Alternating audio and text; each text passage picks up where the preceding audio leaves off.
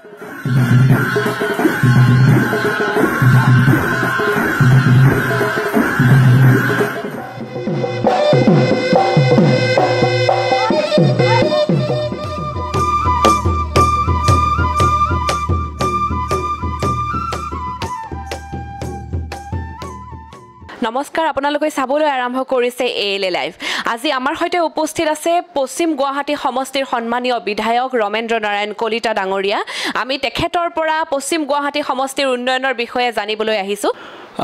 মই পশ্চিম গুৱাহাটী সমষ্টিৰ বিধায়ক হিচাপে মই বিগত দিনত মই সমষ্টিটোৰ বিভিন্ন উন্নয়ন বিকাশৰ ক্ষেত্ৰত মই পদক্ষেপ গ্ৰহণ কৰিছিলোঁ আৰু এই ক্ষেত্ৰত আমাৰ চৰকাৰখনেও বিভিন্ন সময়ত বিভিন্ন ধৰণেও সহায় সহযোগিতা আগবঢ়াই আহিছে গতিকে মই চৰকাৰলৈ বিশেষকৈ মাননীয় মুখ্যমন্ত্ৰী ডক্টৰ হিমন্ত বিশ্ব শৰ্মা আৰু লগতে সমূহ মন্ত্ৰীলৈও মই ধন্যবাদ জ্ঞাপন কৰিছোঁ ইতিমধ্যে মোৰ সমষ্টিটো যথেষ্ট পিছপৰা এটা সমষ্টি হিচাপে পৰিলক্ষিত হৈছিল কিন্তু সময়ৰ গতিত আমি এতিয়া আমাৰ সমষ্টিটোক বিভিন্ন ক্ষেত্ৰত উন্নয়নৰ ক্ষেত্ৰত ইতিমধ্যে বহুখিনি আগবঢ়াই নিয়া হৈছে মোৰ সমষ্টিটো পাহাৰ ভৈয়াম আৰু লগতে অসম মেঘালয় সীমান্তৱৰ্তী এটা সমষ্টি আৰু ইতিমধ্যে মোৰ সমষ্টিৰ যিটো পাহাৰ অঞ্চল মই যদি কওঁ যে লখৰাৰ পৰা সুদূৰ জালুকপাহাম য'ত 26 কিলোমিটাৰ দূৰত্বত অসম মেঘালয় সীমান্তত বহুখিনি গাঁও আছে আৰু ঠিক তেনেকৈ ৰাণীৰ পৰাও প্ৰায় 32 কিলোমিটাৰ ওপৰত বহুতো জনজাতীয় গাঁও আছে সেই গাঁওসমূহত যাতায়াতৰ কোনো সুব্যৱস্থা নাছিল ইতিমধ্যে PMGSYৰ জৰিয়তে এতিয়া লখৰাৰ পৰা জালুকপাহামৰ পৰা ৰাণীলৈকে গোটেই ৰাস্তাখিনি ইতিমধ্যে পকী কৰা হৈছে য'ত আগতে ৰাইজে যথেষ্ট দুৰ্যোগ ভুগিবলগীয়া হৈছিল বাৰিষা হ'লে যদি কোনো মানুহৰ বেমাৰ আজাৰ হয় তেতিয়াহ'লে বুকুচাত আনিব লগা এটা অৱস্থা হৈছিল আৰু ঠিক তেনেকৈ মাতেখাৰ বাখলাপাৰা সেই অঞ্চলটোতো যিটো এটা অসম মেঘালয় সীমান্তৱৰ্তী এটা অঞ্চল সেই অঞ্চলবিলাকতো তেনেই মানে অঞ্চলবিলাক শোচনীয় অৱস্থাত আছিল ইতিমধ্যে প্ৰায় গোটেই ৰাস্তাই ইতিমধ্যে পকীকৰণ কৰা হৈছে প্ৰায় 18খন কাঠৰ দলং ইতিমধ্যে কংক্ৰিট ব্ৰিজলৈ ৰূপান্তৰিত কৰা হৈছে ইতিমধ্যে বিদ্যালয় বা বিভিন্ন যিখিনি খোৱা পানীৰ সমস্যা বিদ্যুতৰ সমস্যা বা বিভিন্ন ধৰ্মীয় যিখিনি অনুষ্ঠান আছে অনুষ্ঠানবিলাকৰো উন্নয়ন কৰা হৈছে ঠিক তেনেকৈ ইতিমধ্যে মই সমষ্টিৰ প্ৰায়বিলাক যিখিনি শোচনীয় অৱস্থাত ৰাস্তা সেইবিলাকৰ যথেষ্ট পৰিৱৰ্তন কৰা হৈছে আৰু ইতিমধ্যে মাননীয় মুখ্যমন্ত্ৰীৰ সহায় সহযোগিতাত আপুনি ইতিমধ্যে নিশ্চয় গম পাইছে যে চেৰাপভাটিত ইতিমধ্যে ফ্লাইঅভাৰ এখন নিৰ্মাণ হৈছে আৰু ঠিক তেনেকৈ লাল গণেশতো এখন ফ্লাইঅভাৰ নিৰ্মাণৰত অৱস্থাত আছে আৰু ঠিক তেনেকৈ ভৰলু মুখতো ইতিমধ্যে ফ্লাইঅভাৰ এখন নিৰ্মাণ কৰি থকা হৈছে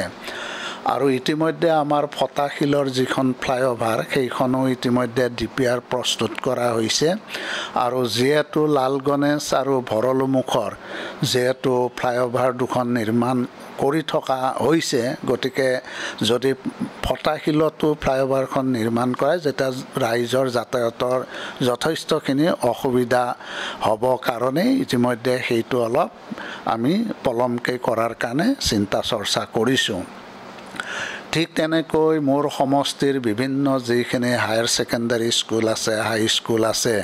সেই সমূহকো ইতিমধ্যে PMCৰ জৰিয়তেও পুঁজিৰ অনুদান দিয়া হৈছে কিছুমান আমি বিল্ডিং বিশেষকৈ সোণাৰাম উচ্চতৰ মাধ্যমিক বিদ্যালয় ৰাজদৰবৰা ধাৰাপুৰ পলাবাৰী আঞ্চলিক হাই স্কুল এনেকৈ বিভিন্ন স্কুলৰো বিল্ডিঙৰ বাবদ প্ৰায় 7.5 কোটি 8 কোটিকৈ টকা দিয়া হৈছে আৰু ইতিমধ্যে আমাৰ বেতকুচি হাইস্কুল, চম্পাৱতী হাইস্কুল, সেই হাইস্কুলসমূহতো তেনেকৈ পুঁজিৰ আবণ্টন দিয়া হৈছে। গতিকে তেনেধৰণে বিদ্যালয়সমূহৰ আন্তঃগাঁথনিৰ ক্ষেত্ৰতো আমি ব্যৱস্থা লৈছোঁ। আৰু ইতিমধ্যে আমাৰ বিশেষকৈ গুৱাহাটী মহানগৰীত এটা জ্বলন্ত সমস্যা আছিল, খোৱা পানীৰ সমস্যা। ইতিমধ্যে গেমনে যদিও সেইটো তেওঁলোকে কাম আৰম্ভ কৰিছিল, বিগত প্ৰায় 14-15 বছৰ ধৰি এইটো সম্পূৰ্ণ কৰিব নোৱাৰাত ইতিমধ্যে মাননীয় মুখ্যমন্ত্ৰীয়ে এইটো এল&টিক দিয়া হৈছে। এতিয়া ক্ষিপ্ৰতাৰে কাম আৰম্ভ হৈছে। মই আশা ৰাখিছোঁ যে আমাৰ সমষ্টিৰ যিটো এল&টিৰ কাম, খোৱা পানী যোগানৰ যিটো কাম, সেইটো মই ভাবোঁ যে ডিচেম্বৰৰ ভিতৰত হয়তো এইটো সম্পূৰ্ণ হৈ উঠিব আৰু তেতিয়া মানুহে খোৱা পানীৰ যিটো সমস্যাত ভুগি আছে এই সমস্যাটো সমাধান হ'ব। আৰু তেনেকৈ আপুনি জানে যে মই বিধায়ক হৈ থকা অৱস্থাতে আজি মাছখোৱাত এটা কালচাৰেল কমপ্লেক্স কৰা হৈছে। আৰু ঠিক তেনেকৈ আহোম গাঁৱৰ ওচৰত ISBT কৰা হৈছে। ঠিক তেনেকৈ আমাৰ বৰা গাঁৱত আমাৰ শ্বহীদ স্মাৰক এটা উদ্যান ইতিমধ্যে মাটিৰ আবণ্টন দিয়া হৈছে, পূৰ্ণগতিত কাম চলি আছে। তেনেধৰণে এটা বৃহৎ অনুষ্ঠানো তাতে গঢ় দিয়াৰ কাৰণে ব্যৱস্থা লোৱা হৈছিল। অহা 10 ডিচেম্বৰত হয়তো এইটো আনুষ্ঠানিকভাৱে শুভ উদ্বোধন হ'ব। ঠিক তেনেকৈ বৰ্ষাপাৰাত যিটো ডাম্পিং গ্ৰাউণ্ড আছিল, সেইটো ইতিমধ্যে এটা আন্তঃৰাষ্ট্ৰীয় পৰ্যায়ৰ ক্ৰিকেট ষ্টেডিয়াম নিৰ্মাণৰ ক্ষেত্ৰতো ACA, আছাম ক্ৰিকেট এছ'চিয়েশ্যনে সেইটো দায়িত্ব লৈ নিৰ্মাণ কৰিছে। গতিকে এইখিনি মই ভাবোঁ যে এটা ডাঙৰ মোৰ সমষ্টিত এটা ডাঙৰ পদক্ষেপ। ইতিমধ্যে লখৰাটো প্ৰায় 1,20 লাখ টকা দি পেলাই মিনি ষ্টেডিয়াম কৰাইছে। আজাৰা ৰাজদৰবৰা খেলপথাৰতো 1 কোটি টকা দি মিনি ষ্টেডিয়াম নিৰ্মাণ কৰা হৈছে। আৰু ৰাণীত বিশেষকৈ একলেণ্ডৰ ওচৰত 12 কোটি টকা দি ইতিমধ্যে এখন ষ্টেডিয়াম নিৰ্মাণ কৰি থকা হৈছে। গতিকে এনেধৰণে বিভিন্ন ধৰণে ব্যৱস্থা গ্ৰহণ কৰা হৈছে যাতে আমি আমাৰ অঞ্চলটোৰ উন্নয়ন সাধন কৰিব পাৰোঁ। আজি সোণাইগুলি যিটো পাহাৰ অঞ্চল বা আদিংগিৰি যিটো পাহাৰ অঞ্চল, এই অঞ্চলবিলাকৰ উন্নয়নৰ ক্ষেত্ৰতো ইতিমধ্যে যথেষ্টখিনি ৰাস্তা ঘাট নিৰ্মাণ কৰি থকা হৈছে। আদিংগিৰিত এখন হস্পিটেল দিয়া হৈছে। তেনেকৈ বিভিন্ন কাম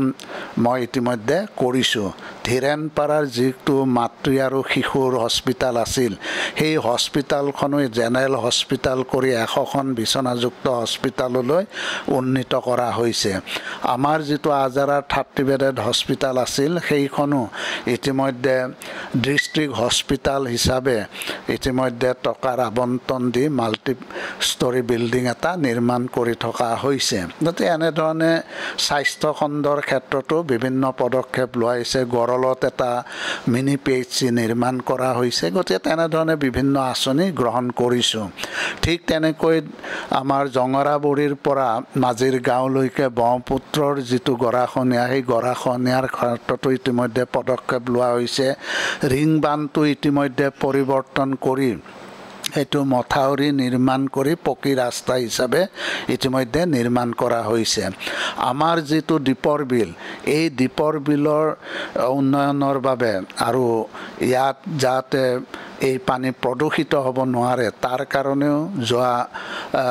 23-24 চনত আমাৰ মাননীয় মুখ্যমন্ত্ৰীৰ পৰামৰ্শক্ৰমে বিত্তমন্ত্ৰীয়ে 100 কোটি টকা তাতে আবণ্টন দিছিল। কিন্তু তাত এটা হাইকোৰ্ট চলি থকাৰ কাৰণে কামটো আমি আৰম্ভ কৰিব পৰা নাই। গতিকে তেনেদৰে বিভিন্ন ব্যৱস্থা গ্ৰহণ কৰা হৈছে। গড়কাপ্তানি শিক্ষা আৰু স্বাস্থ্যৰ ক্ষেত্ৰত বহু কাম কৰি গৈছে আপুনি। মুখ্যমন্ত্ৰীৰ বা অসম চৰকাৰৰ বহুকেইটা আঁচনিৰ ভিতৰত পৰিছে অৰুণোদয় আঁচনি হওক বা নিযুত মইনা আঁচনি হওক। এই যে নিযুত মইনা আঁচনি, এই নিযুত মইনা আঁচনিৰ বিষয়ে আপুনি কি ক'ব? সঁচাকৈয়ে দৰিদ্ৰতা নিৰ্মূলৰ ক্ষেত্ৰত বিজেপি নেতৃত্বাধীন এইখন মিত্ৰজোঁটৰ চৰকাৰে যথেষ্টখিনি কাম কৰিছে। আজি অৰুণোদয় আঁচনিৰ জৰিয়তে আমাৰ যিখিনি দুখীয়া তিৰোতা আছিল, মহিলা আছিল, আজি অৰুণোদয় আঁচনিৰ জৰিয়তে 1250 টকাকৈ প্ৰতি মাহে DBTৰ জৰিয়তে তেওঁৰ লোকৰ একাউণ্টছত এই টকাটো ডাইৰেক্টলি যায়। আৰু তাৰ দ্বাৰা মই দেখিছোঁ যে যথেষ্টভাৱে মহিলাসকল বা পৰিয়ালখিনি উপকৃত হৈছে ঠিক তেনেকৈ ৰেচন কাৰ্ডো যথেষ্টভাৱে দিয়া হৈছে মই ভাবোঁ যে অৰুণোদয় ৰেচন কাৰ্ড যিমান দিয়া হৈছে এতিয়া বোধহয় সমষ্টিত তেনেকুৱা দুখীয়া পৰিয়াল নাথাকিবই তেনেধৰণে ব্যৱস্থা গ্ৰহণ কৰা হৈছে আৰু ৰেচন কাৰ্ডৰ জৰিয়তে এটা ডাঙৰ সুযোগ হৈছে যে কেন্দ্ৰীয় চৰকাৰে যিটো আয়ুষ্মান ভাৰত যিটো ৰোগীসকলৰ সুবিধাৰ কাৰণে যিটো আঁচনি লৈছে যে এটা পৰিয়ালে বা 5 লাখ টকাকৈ প্ৰতি বছৰত তেনেকৈ তেওঁলোকে বিনামূলীয়াকৈ চিকিৎসা কৰিব পাৰিব এইটো এটা ডাঙৰ পদক্ষেপ গতিকে মই ভাবোঁ যে চৰকাৰে দৰিদ্ৰতা নিৰ্মূলৰ ক্ষেত্ৰত এই যিখিনি আঁচনি লৈছে এই আঁচনিখিনিৰ জৰিয়তে মই ভাবোঁ যে আমাৰ দুখীয়া পৰিয়ালবিলাক যথেষ্টভাৱে উপকৃত হ'ব তাতোকৈ এটা ডাঙৰ অভিলাষী আঁচনি হৈছে নিযুত মইনা আঁচনি মাননীয় মুখ্যমন্ত্ৰীৰ পৰামৰ্শক্ৰমে 2024-25 চনত আমাৰ মাননীয় বিত্তমন্ত্ৰী অজন্তা নেওগ ডাঙৰীয়া অসম বিধানসভাত এই অভিলাষী আঁচনিটো গ্ৰহণ কৰিছিল আৰু এই অভিলাষী আঁচনিৰ জৰিয়তে 2024-25 চনত এক নিযুত সেইকাৰণে নিযুত মইনা দিছে এক নিযুত মানে 10 লাখ মহিলাক সামৰি লোৱা হৈছে মহিলা মানে কন্যা শিক্ষাৰ্থীক সামৰি লোৱা হৈছে এতিয়া এই 10 লাখ যি কন্যা শিক্ষাৰ্থীক আজি যি ধৰণে নিযুত মইনা আঁচনিৰ সুযোগ দিয়া হৈছে মই ভাবোঁ যে ইয়াৰ জৰিয়তে মাননীয় মুখ্যমন্ত্ৰীৰ যি এটা সপোন যে বাল্য বিবাহ ৰোধ কৰা এই ৰোধ কৰাৰ পৰিপ্ৰেক্ষিততে বহু এনেকুৱা দুখীয়া পৰিয়াল আছে যিবিলাক পৰিয়ালে হাইস্কুলৰ শিক্ষান্ত পৰীক্ষা পাছ কৰাৰ পিছত কলেজত বিশেষকৈ হায়াৰ ছেকেণ্ডাৰীত এডমিশ্যন লোৱাৰ কাৰণে কিছুমানে মানে তেনেধৰণে আৰ্থিকভাৱে সহায় কৰিব নোৱাৰে বা তেনেধৰণে এডমিশ্যন দিব নোৱাৰে সেইকাৰণে মাননীয় মুখ্যমন্ত্ৰীয়ে যেটো নিযুত মইনা আঁচনিৰ যেটো ব্যৱস্থা এই ব্যৱস্থাৰ জৰিয়তে কাৰণ এগৰাকী ছাত্ৰীয়ে বা কন্যা শিক্ষাৰ্থীয়ে যেতিয়া মেট্ৰিক দেওনা পাৰ হৈ উচ্চতৰ মাধ্যমিক বিদ্যালয়ত নামভৰ্তি কৰিব তেতিয়া সেই কন্যা শিক্ষাৰ্থী গৰাকী 1000 টকাকৈ দিয়াৰ ব্যৱস্থা আছে মুঠ বছৰটোত 10000 টকাকৈ এগৰাকী ছাত্ৰীয়ে এই পুঁজিখিনি লাভ কৰিব ঠিক তেনেকৈ এইবাৰ সেকেন্ড ইয়াৰৰ ছাত্ৰীকো দিয়াৰ ব্যৱস্থা লৈছে হায়াৰ ছেকেণ্ডাৰী সেকেন্ড ইয়াৰৰ ঠিক তেনেকৈ ডিগ্ৰী স্নাতকৰ যিখিনি প্ৰথম বাৰ্ষিক দ্বিতীয় বাৰ্ষিক সেই সকলকো 1250 টকাকৈ দি বছৰেকত 12500 টকাকৈ পাবৰ কাৰণে তেওঁলোকে সুবিধা লাভ কৰিব ঠিক তেনেকৈ যিবিলাকে স্নাতকোত্তৰ পঢ়িব সেই সকলকো প্ৰথম বছৰত আৰু দ্বিতীয় বছৰত 2500 টকাকৈ দিয়াৰ কাৰণে সিদ্ধান্ত লৈছে প্ৰায় 25000 টকাকৈ তেওঁলোকে পাবৰ কাৰণে সক্ষম হ'ব গতিকে মই ভাবো যে এই আঁচনিটোৰ জৰিয়তে আজি মই ভাবো যে বাল্য বিবাহ ৰোধ কৰাত ইয়াত যথেষ্টখিনি মই ভাবো যে এটা সুবিধা হ'ব বাল্য বিবাহ ৰোধ হ'ব আৰু মাননীয় মুখ্যমন্ত্ৰীৰ যেটো সপোন সেই সপোনটো সাৰ্থকত নিশ্চয় পৰিণত হ'ব গতিকে মই ভাবো নিযুত মইনা আঁচনি এইটো এটা অভিলাষী আঁচনি আৰু মই জনাত ভাৰতবৰ্ষৰ কোনো ষ্টেটতে এনে ধৰণৰ আঁচনি এতিয়ালৈকে গ্ৰহণ কৰা নাই অসমেই প্ৰথম যিখন ৰাজ্যই এনে ধৰণৰ আমাৰ ছাত্ৰীসকলক এনে ধৰণৰ হাই ছেকেণ্ডাৰী ফাৰ্ষ্ট ইয়াৰৰ পৰা একেবাৰে স্নাতকলৈকে আৰু স্নাতকোত্তৰলৈকে আৰু স্নাতকোত্তৰ নহয় ইয়াত BEd ছাত্ৰীসকলেও পাব ঠিক তেনেকৈ তেজপুৰ ইউনিভাৰ্চিটিকো সামৰি লৈছে আৰু কিছু সিলেক্টেড ভেঞ্চাৰ কলেজকো সামৰি লৈছে ঠিক তেনেকৈ 2020 চনৰ যেটো ৰাষ্ট্ৰীয় নতুন শিক্ষানীতি যেটো সংগত শিক্ষক শিক্ষা কাৰ্যসূচীৰ যেটো পাঠ্যক্ৰম তাতো এইটো অন্তৰ্ভুক্ত কৰা হৈছে গতিকে গোটেইখিনি মই ভাবো যে সুবিধা আমাৰ ছাত্ৰীসকলে লাভ কৰিবৰ কাৰণে সক্ষম হ'ব